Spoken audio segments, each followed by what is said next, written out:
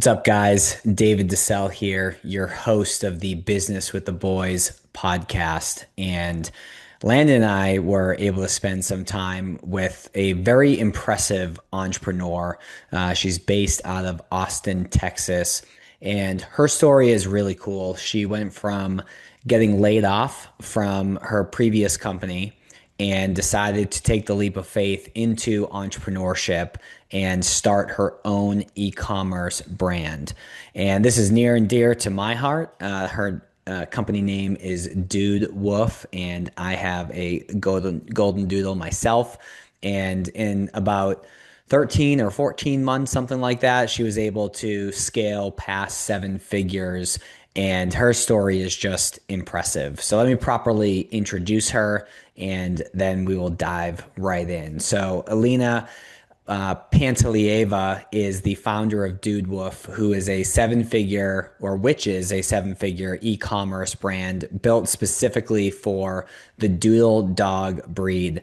And after getting laid off, as I mentioned, she bootstrapped her business from $0 to seven figures in 15 months with no prior e commerce experience, no team, and no outside investors.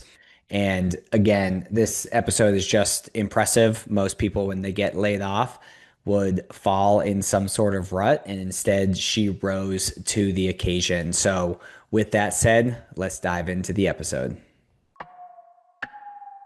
Whoa. Who knew I would make it this far? They hated, they never believe me. Yeah, I would never drop the ball. I know I make it look easy. Yeah, Mayweather with the defense. I don't care what a critic got to say. I got him. Well, Alina, all the way from Austin, Texas, welcome to the show. Landon and I really appreciate you hopping on today. Thank you for having me. Excited to be here. And this episode is pretty near and dear to my heart already. I have a mini golden doodle myself, so we'll ultimately get into, of course, what you do and why that's relevant. But I've really been looking forward to it. But to kick us off, Alina, I guess walk us through what you're doing now just to help set the stage, and then I'll bring us back in time, but help set the stage as to what your focus is now. Yeah, so well, I need to start off by saying that I'm the founder of Doodlewoof, which is an e-commerce dog brand specifically for doodles. And so now at this stage, we're working on launching products three and four. So we grew really quickly to seven figures within like 12, 13 months. So now a lot of our focus is using the processes that we've built with launching products one and products two, and just continuing to double down on that and launching more and more products. Love it. And I guess before Dude Woof was established, and how long have you been doing it now? You mentioned the time frame to get to seven figures, but how long has it been total? Started selling the first product December 2023. So let's say 16 months, 15 months. Sweet. Um, so what'd you do before? So bring us back to whenever you wrapped up school. What did your first job or business look like, and bring us through a little bit of the journey that got you to Dude Wolf. Yeah, all the way back to school. Oh yeah. So graduated college, got an engineering degree, and basically knew right away that I was not going to do anything in engineering. So got my first job in a healthcare tech company up in Wisconsin. Worked there for a couple years. I decided I don't want to live in Wisconsin, so literally Googled best place to live in the US and moved to Austin, found a job in financial tech, switched over to some AI tech company, and then ultimately got laid off from that job in March 2023. And I really saw that I always had this entrepreneurial kind of bug.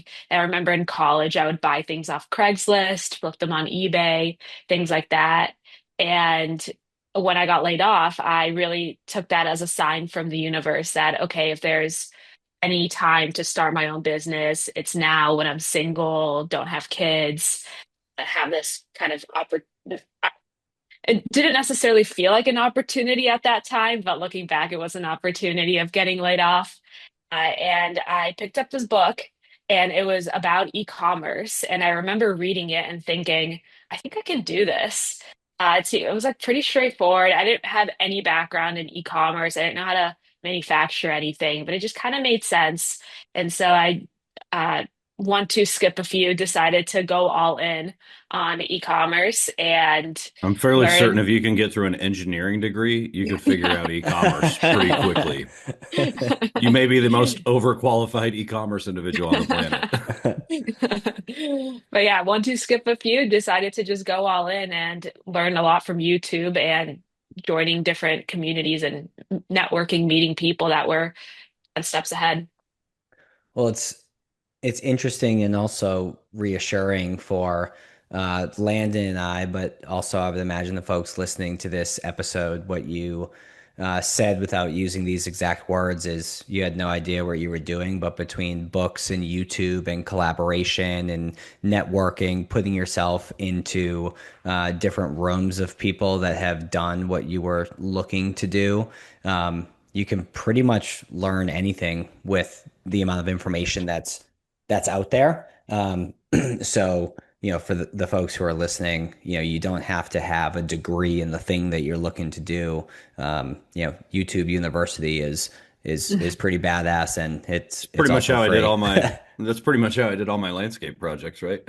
Landscape projects, your house stuff, between your network, Landon, and just what's out there, you were able to save a shitload of money on all the projects that you've done.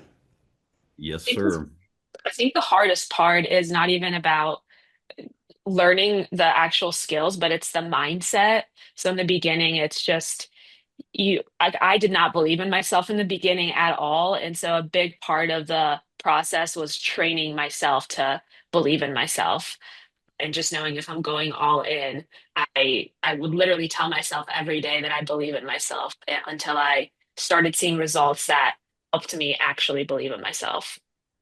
We just had a really good conversation in a recording that we did yesterday along those same lines, and particularly around mindset. And one of the things that he said was, or a couple of things that he said was starting off your day and setting an intention for that day and the actions that you're going to take. And then at the end of that day, uh, reflecting and judging, okay, how did this go? What did I learn? What can I change? What do I need to do again because it worked so well? And then also starting and ending your day from a gratitude perspective, and be thankful regardless of what your life looks like in that moment. You can find something to be grateful for. And you just mentioned, Alina, about saying out loud and in your mind that you believe in yourself. I'm curious, what other things did you do in the beginning stages, and maybe that you're still doing, that helped with that mental shift to, remain positive, remain optimistic, and have that foundational element that is required to be successful in business? Um, I still do this, setting vision boards Hmm. at the beginning of the year, just a quick exercise of what it's almost like thinking with the end in mind, like what would make this year, what would I feel like is a really successful year? And it's in all areas of life, not just business. So that's definitely really important to me. And you'd be surprised how many of those things actually come to fruition. Think and grow rich. Yeah, it's I do vision boards and set goals and all that, and it's amazing. Like, even I just hit a big goal on my end that I've had for the last, like, at least 10 years of wanting to do something by the time I'm 35, and my 35th birthday is in August. And I was like, no shit, I set that goal 10 years ago. And it's wild how aligned, it can be. And I'm like, man, I should have said 30, not That's what 35. I was going to say. You set that thing too far out. um, I am curious, more of a fun question to see, Alina, if there was anything funny about this. But I'm curious to know, back when you were flipping stuff on Craigslist and eBay, what was the weirdest or most unique thing that you bought and sold? I want to know what the highest margin thing was. Well, so I started with just the most random products. I had an internship at that time, and I wasn't doing anything at that internship. So to pass the time is why I started looking on Craigslist.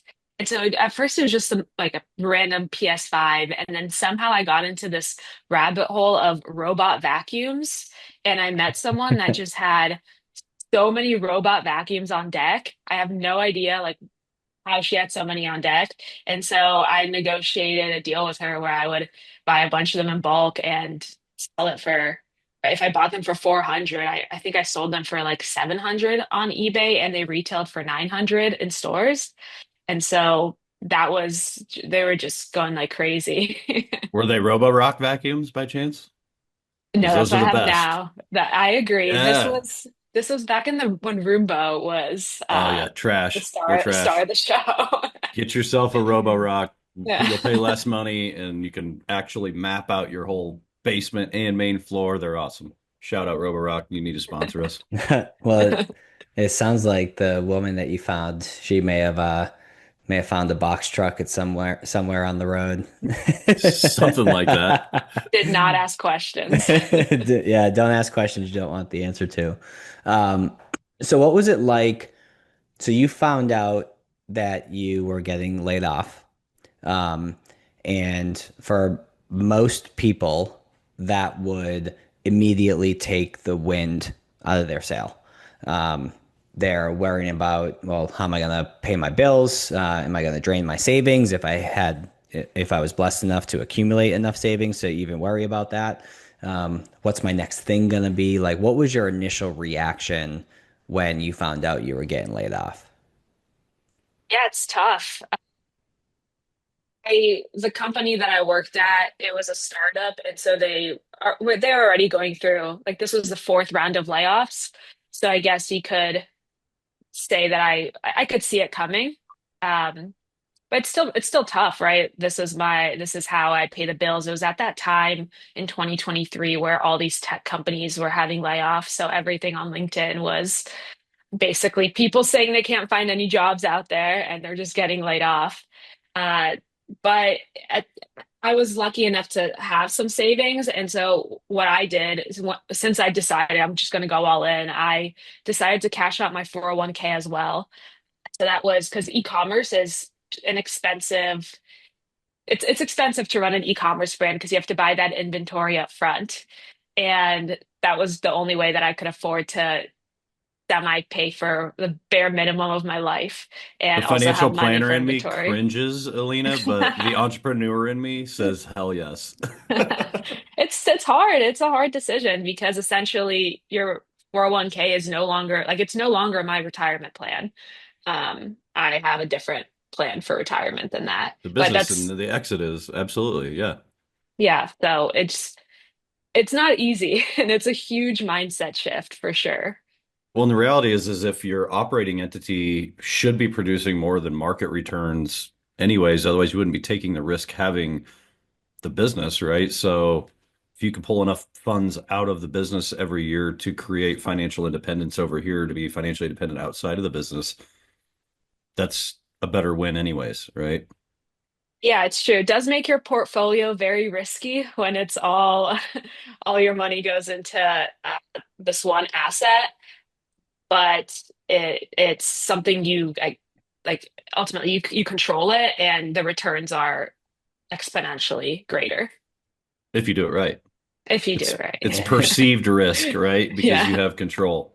I Yeah. talk to clients about that all the time, right? It's like if on my wealth management side of things, if I've got one client that's got $20 million of Apple stock, people would say, "What the hell are you doing? You're an idiot, right? You need diversification." But I have a lot of clients over here that have $20 million in their company, which arguably they don't feel is risky because they control it. But you can trade Apple at the click of a button. Mm-hmm. And I would argue that Apple is one of the most best ran companies, ever in the history. Um, but you don't feel that way when you're in control of your own destiny, right? So I Hmm. love it. How long between getting laid off and starting the business? How much time was between those 2 points?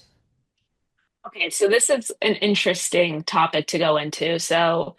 I knew, so I was broke because I didn't have any income coming in. So I knew that, okay, I'm going to go e-commerce, but I knew that I have to make money day one or else like there's no, I can't have a waiting period essentially.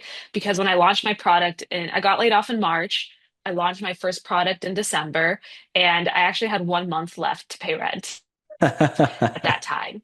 But what I Definition did of burn to the what I call, boats.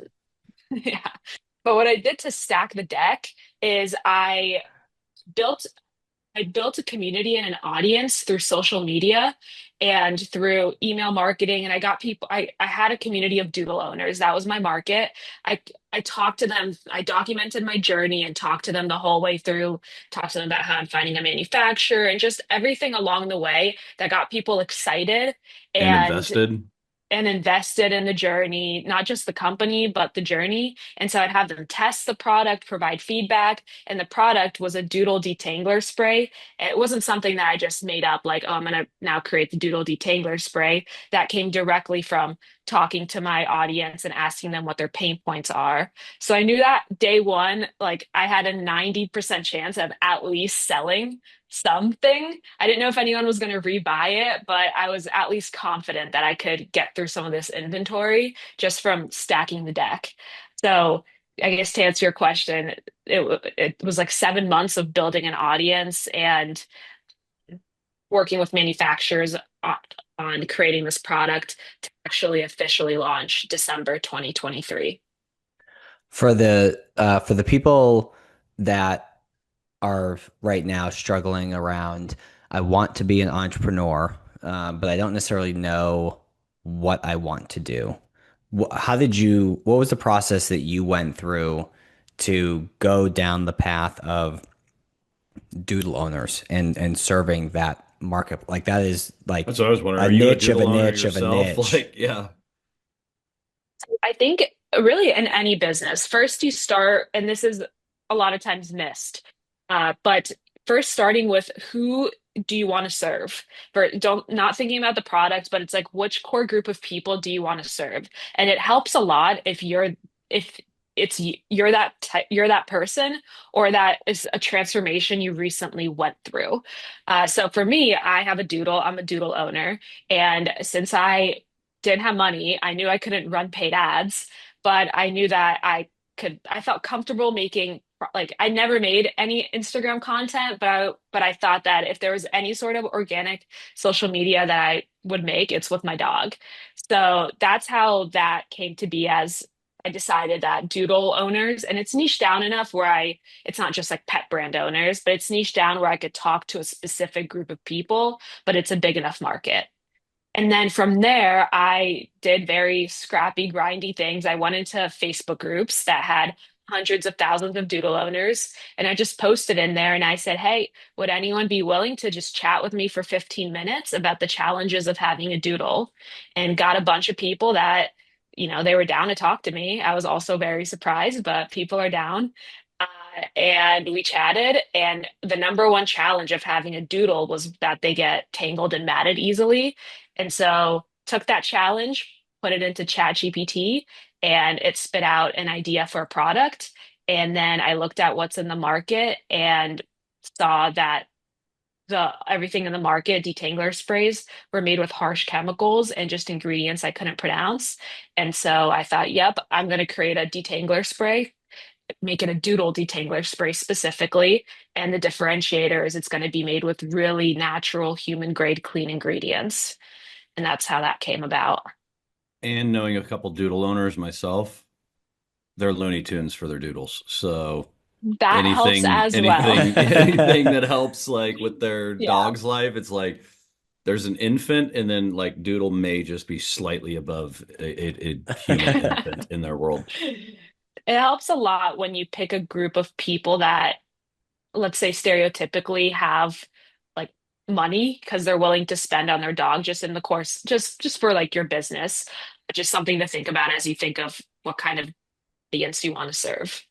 Well, and there's so many people now that, with whether it's the cost of things or owning a home, people are either starting families later or just aren't going the children route, and literally their dogs are like their children. So like the amount of money makes me cringe that people spend on animals. It's great for your world, but like again, I'm like, what?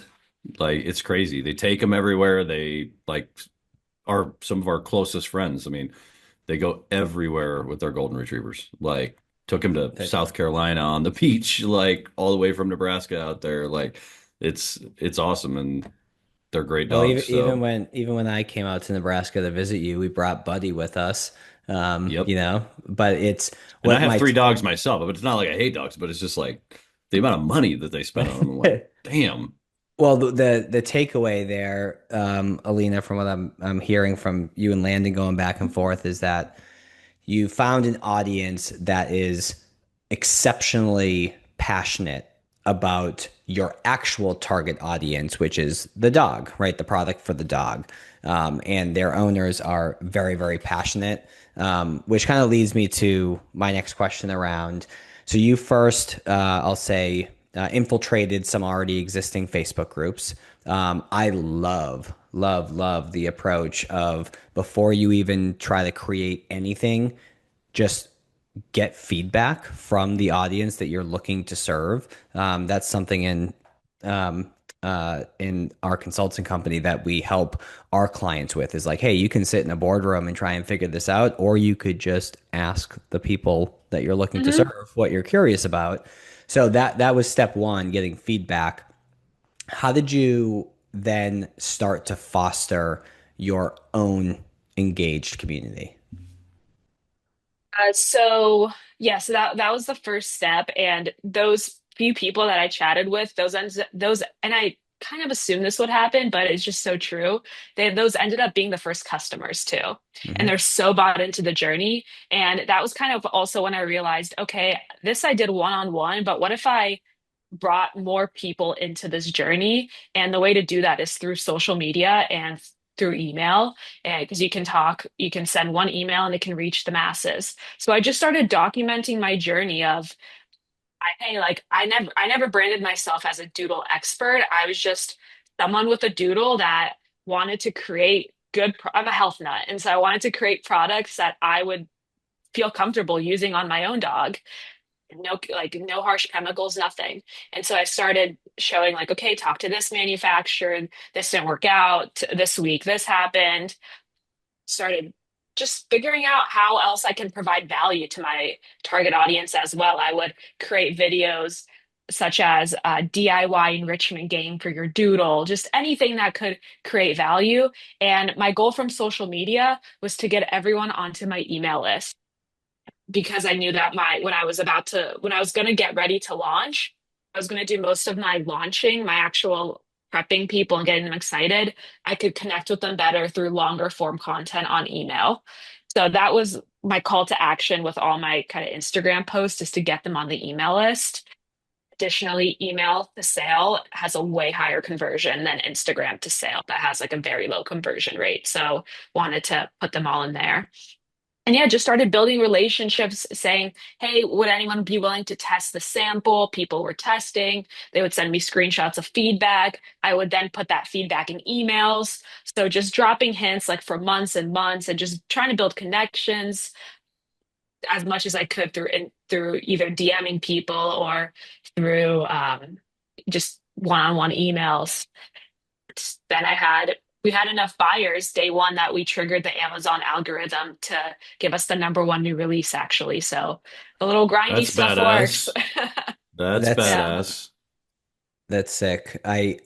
What was your what was your call to action to get them to your email list? Like, hey, join the email list and you'll get, Mm. or this is for, like, what did you share to so they knew what to expect? It's a lot easier when you have a product because you can do discount codes. Before you have a product, it I think I had I took it from Tim Ferriss where he does the 5 bullet Fridays. So I said join this email and 5 doodle tips or 5 things related to your doodle. And I would just try to provide some value through that email. I would also just sometimes message people. if anyone even remotely messaged me or commented on something that they were interested, I would DM them and be like, "Hey, I'm actually creating this product and I would love to have you on my email list. When we launch, you'll get like a discount code." And if you do that one-on-one interaction, they're like get into their DMs, they're way more likely to give you their email. And when you look back, 7 months in the grand scheme of things is not a long time. But if you went to someone and was like, "Hey, I can teach you how to, launch a great business, and it's going to take 7 months of absolute grinding and one-on-one conversation," that in and of itself would filter out a lot of people from even starting. You mentioned that you took some of the feedback, put it into ChatGPT. You mentioned that you were part of an AI startup. But then you also mentioned the opposite, which is I spoke with people one on one. And I think a lot of people, when they try to build an audience, they try to engage with folks, they're leaning too heavily into AI, too heavily into automation, and therefore they lose the human connection that it seems like you really leaned into. So I'm curious to know kind of your philosophy or thoughts on leaning into AI for efficiency purposes, but also what are the human Keeping it touch authentic. points? Yeah, how do you keep it authentic while utilizing the tools?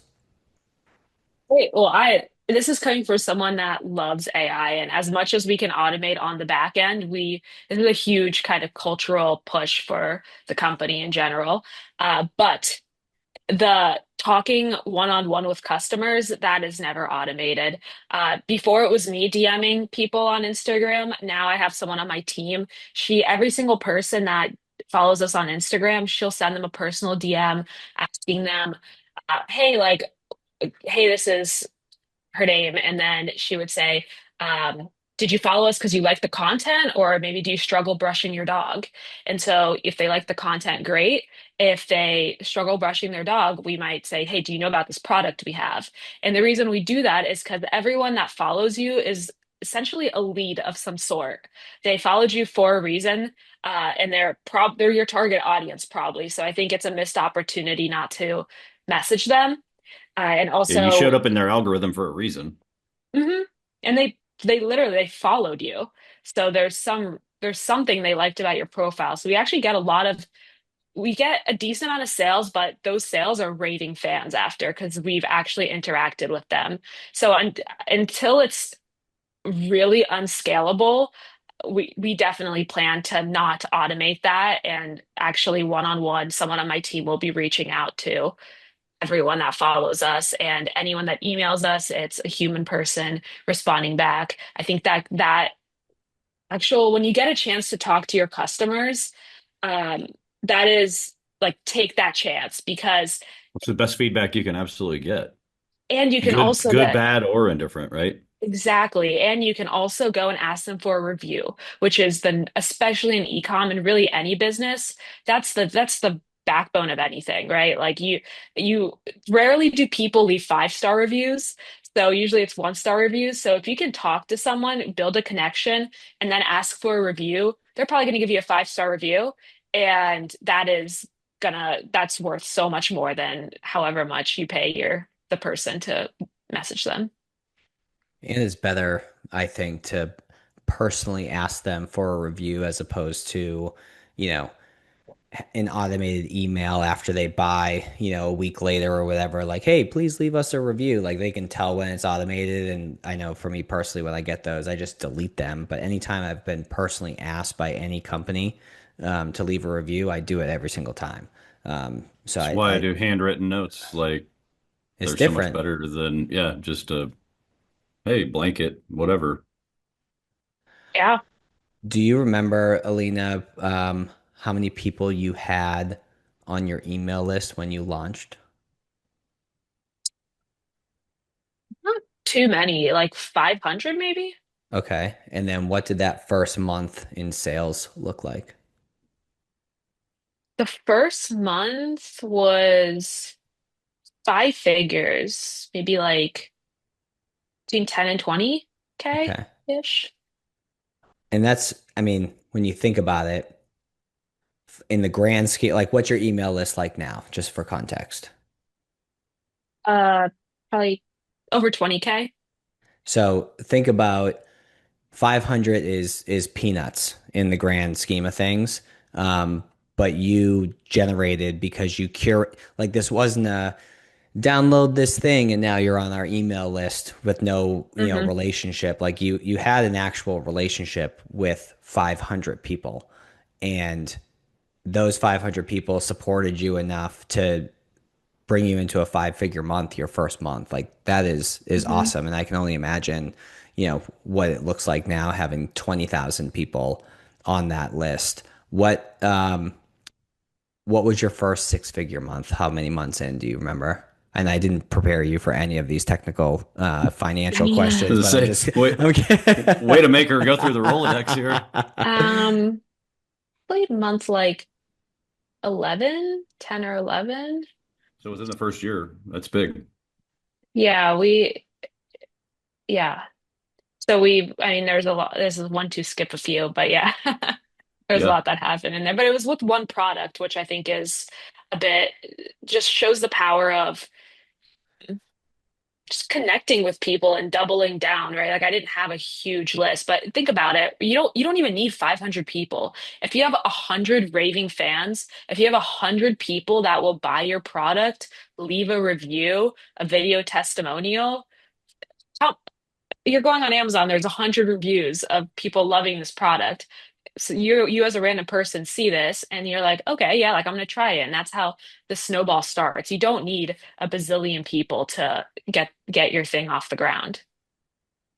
What is what does your current team look like? Are there folks that are full-time, part-time? Like I'm trying to give some listeners a sense of, okay, seven-figure e-commerce company can be done with one person or it needs to be done with 15 people. Like what does the business look like now?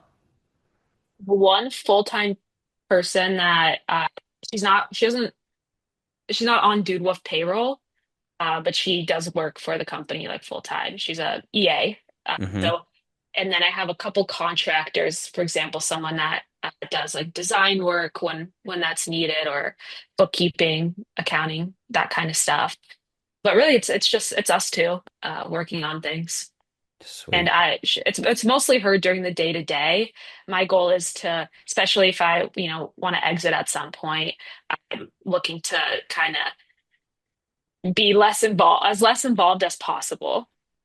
When you're ready to exit, give me a holler. One of my business partners on another company is very heavily involved in the pet industry and has gone through an exit already and sits on a national board for pet care industry stuff. So let I me know. think We can find that for Definitely you real will. quick.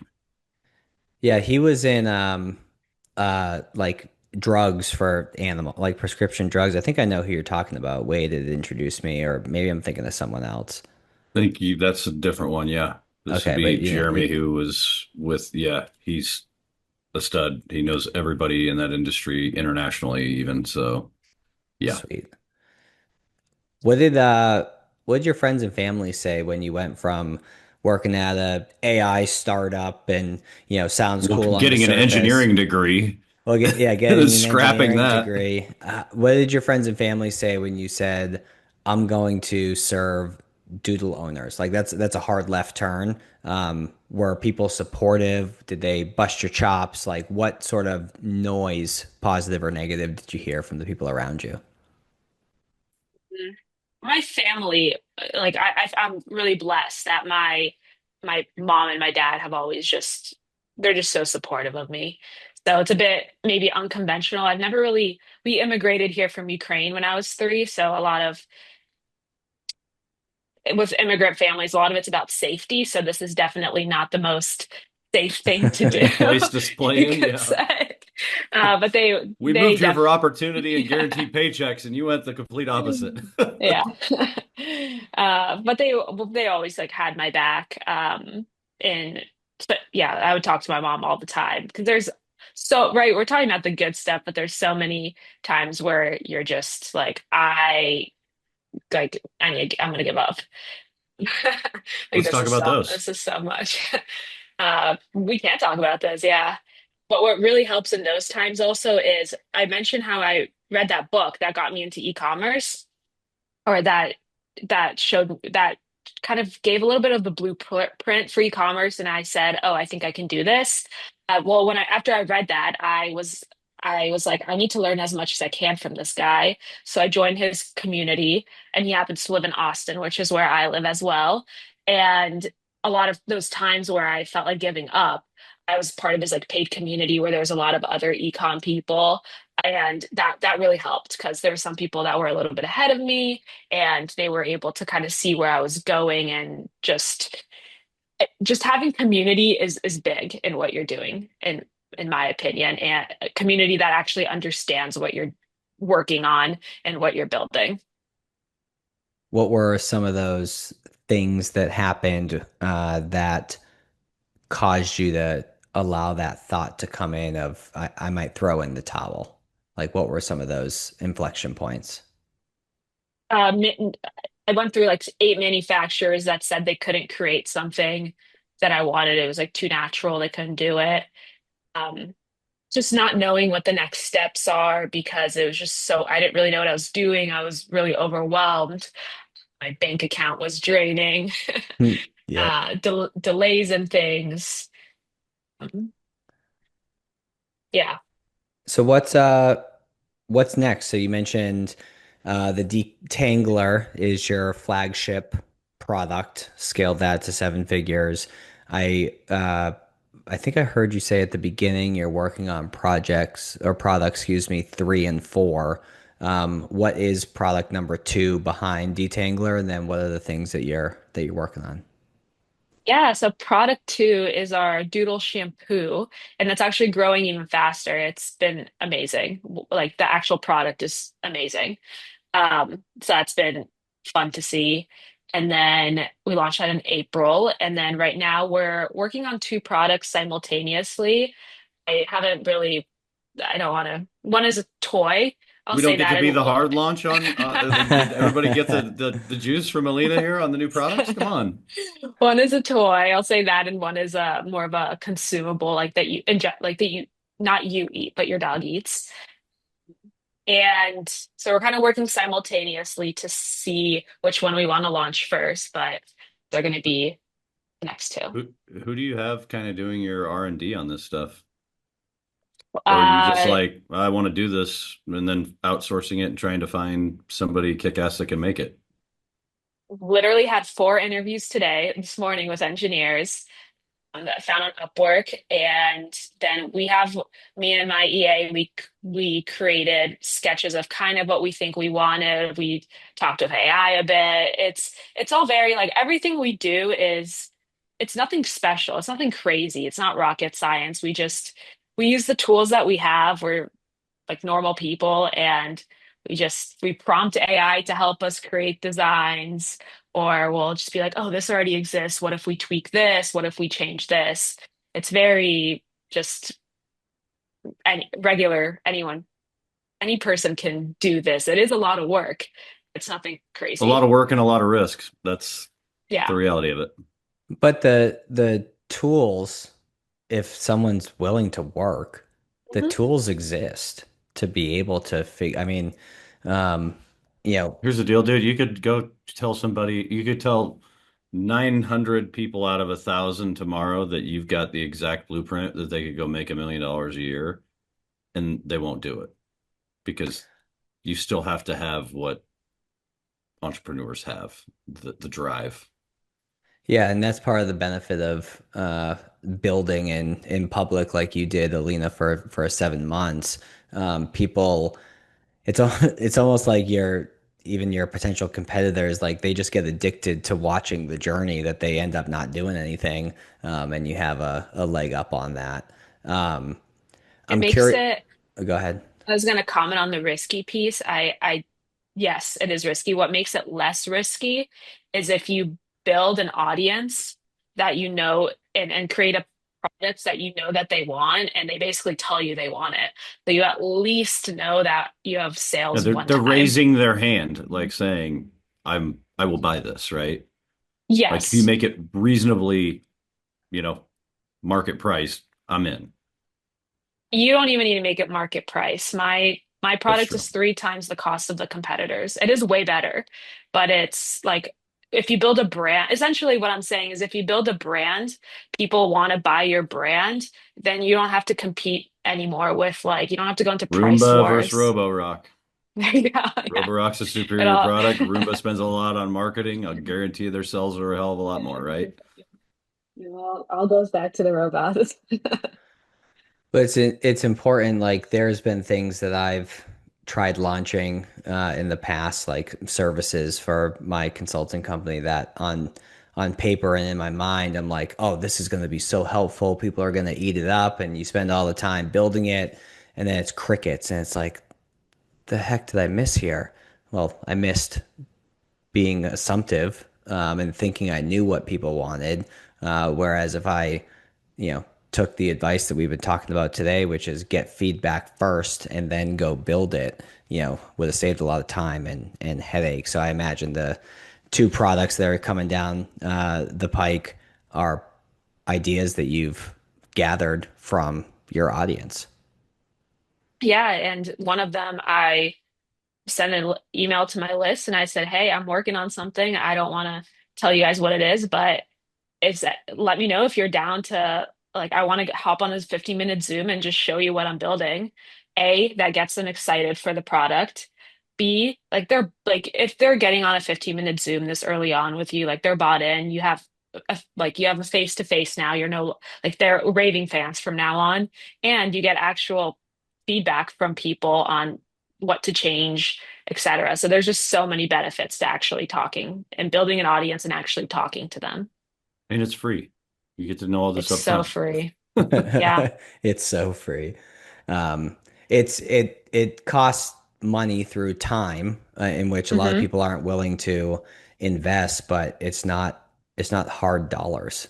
Um, it's just putting in the sweat equity, and you fast forward, and soon enough, particularly with these other two products and continuing to grow your audience, you're going to go from a seven-figure business to a multi-seven-figure business, because I would imagine a lot of your customers are recurring. So as you acquire new ones, the snowball just keeps getting bigger and bigger and bigger.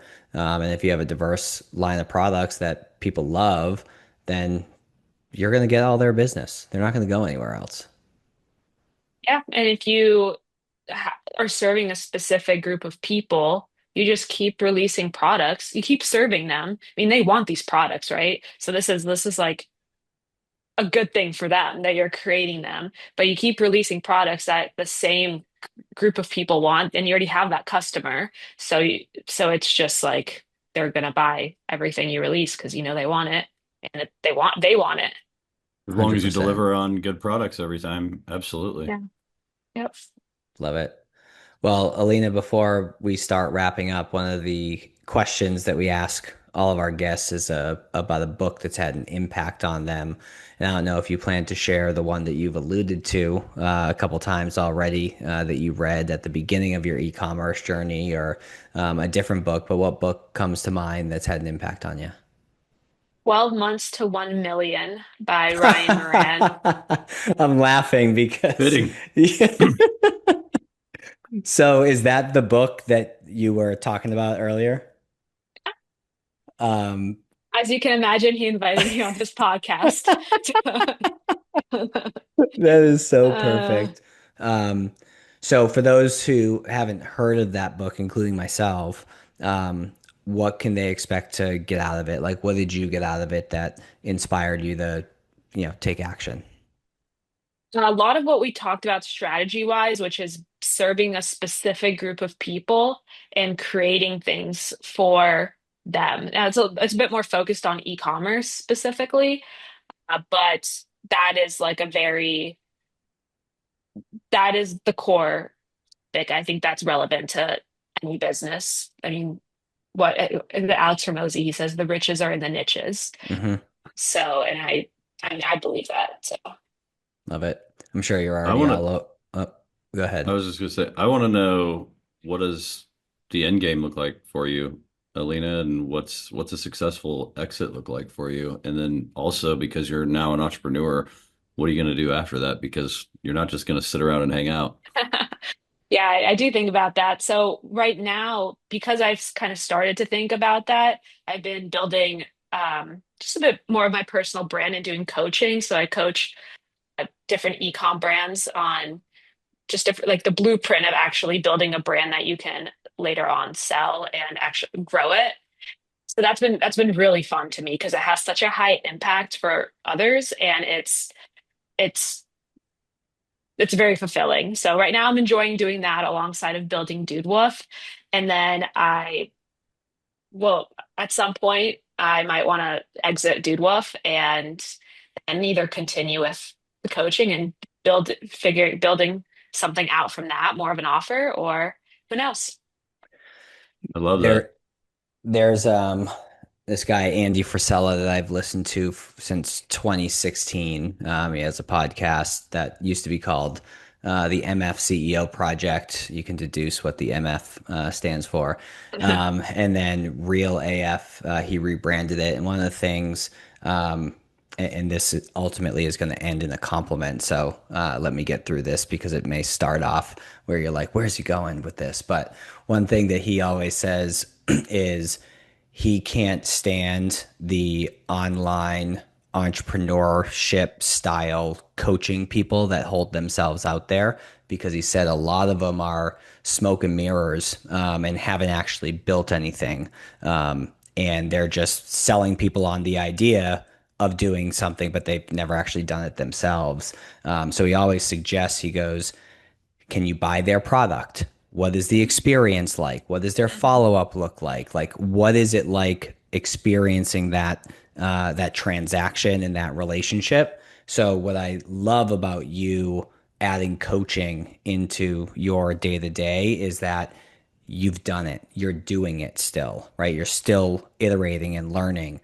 They can buy your product. They can see what it's like, as opposed to some BS guy or gal on the internet that's just selling a course and pulling the wool over people's eyes. So it's refreshing hearing that someone like yourself that arguably doesn't need to do coaching for the money. You're doing it to give back and, obviously get paid too, but you're sharing what has been shared with you over the last couple of years, which is pretty sweet. It's so It's much more life. refreshing to hear it from somebody who's done it, right? Like you can say, I literally lost my job, started this thing with my back to the wall. Like, how could you not be like, that's kick ass, right? I respect that. Thank you for the kind words. No, it's just the truth, right? I mean, like, you could have went into a hole and gone into a dark space and went poor me, and you were like, let's go, right? Turned it into an opportunity. The world needs more people like you, in my opinion. Where can people find you? Where can they connect with you? Where can they follow along with the journey? And where can they buy your stuff? If you have a doodle, you can find me on Instagram, Dude Woof Co, DoodWoofco. And then if you want to build your own ecom brand, you can go to my website at www.elinatopbrand, ELINA, brand.com. Awesome. I'm going on the Dude Wolf page right now. Got another follower. I expect a DM here I was going to say, I shortly. was thinking the same thing. But Alina, we really appreciate your time today. You mentioned that you had 4 different interviews with engineers, and you still were able to squeeze us in to your busy day, even on a Friday at the time of this recording. So we appreciate you sharing your story. We appreciate you sharing your knowledge, and excited to see what the next chapter looks like for you. And I'm serious, when you're ready for that exit, hit us up. Remember this. Thank you for having me. Awesome. Thanks, Alina. And for everyone tuning in, we appreciate your time and attention as always, and we will catch you on the next episode. Whoa. Who knew I would make it this far? They hated, they never believe me. Yeah, I would never drop the ball. I know I make it look easy. Yeah, Mayweather with the defense. I don't care what a critic got to say. I got them picking up the pieces. That to me, you